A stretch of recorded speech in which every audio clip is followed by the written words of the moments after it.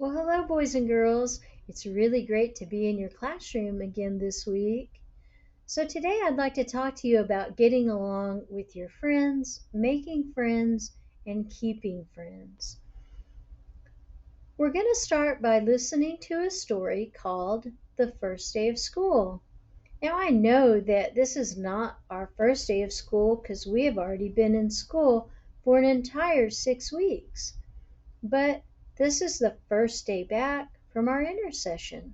So today would be a good day to start thinking about and trying to prepare ourselves for making friends, for making sure that we're being a good friend to those around us.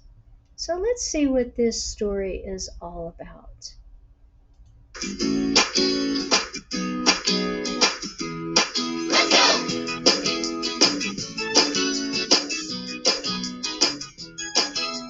When you come to school, have a good day. When you come to school, have a good day. Have a good day. Have a good day. Have a good day. Have a good day. The first day of school. How did you feel about starting this new school year? There are a lot of times when you might be in new situations, such as being in a new class, joining a new team, or moving into a new neighborhood. You might have to try things that you've never done before, or spend time with people that you might not know very well. It's okay to have a lot of different ideas and feelings about doing or starting something new. In this story, a group of children are beginning their first day of school, and they each have different feelings about seeing each other again and starting a new grade. As you listen to the story, pay attention to the different feelings that the characters experience and express.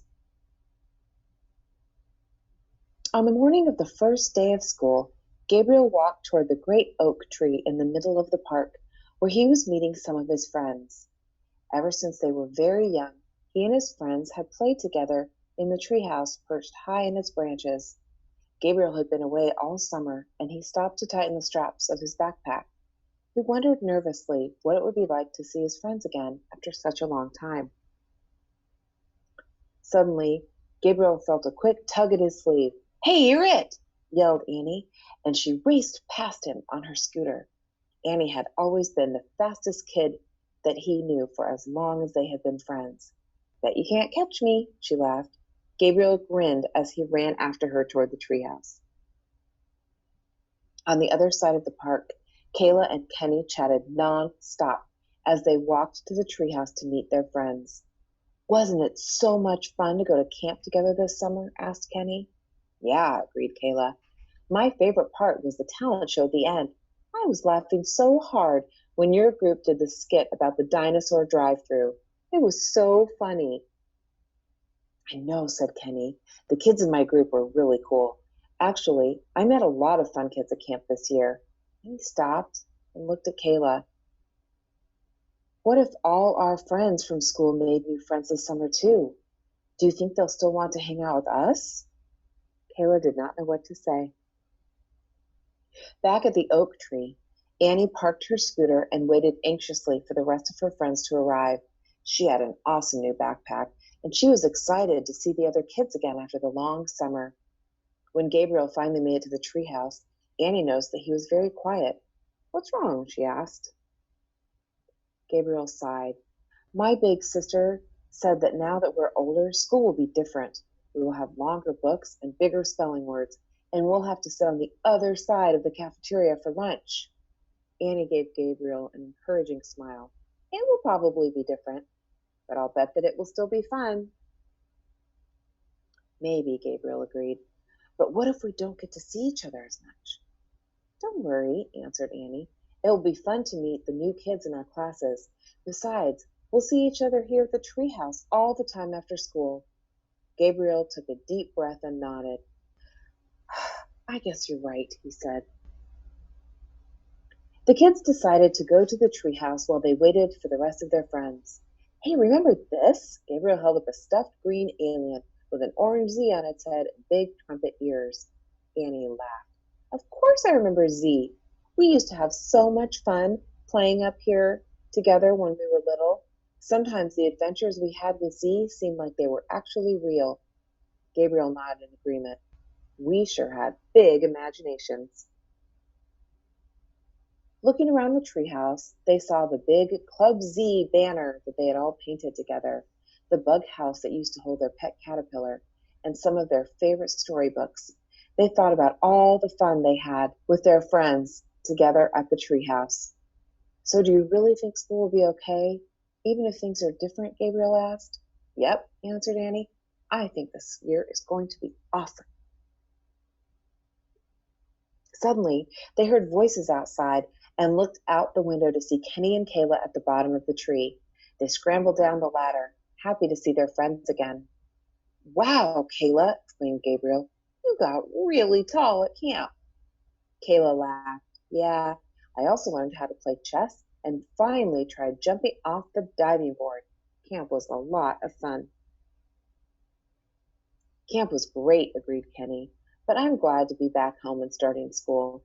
He looked at the other kids shyly, and I'm really glad to see my friends again. Well, we're glad you're home too, they answered. Hey, said Gabriel suddenly, looking at his watch. Let's go so we're not late. As the kids gathered their backpacks, they gave one last look at the treehouse, thinking about all the fun time they had spent there together and all the fun they were going to have there this year. Race you all to school, Annie suddenly called. The kids laughed and started running, happy to be together again and excited to start their first day of school.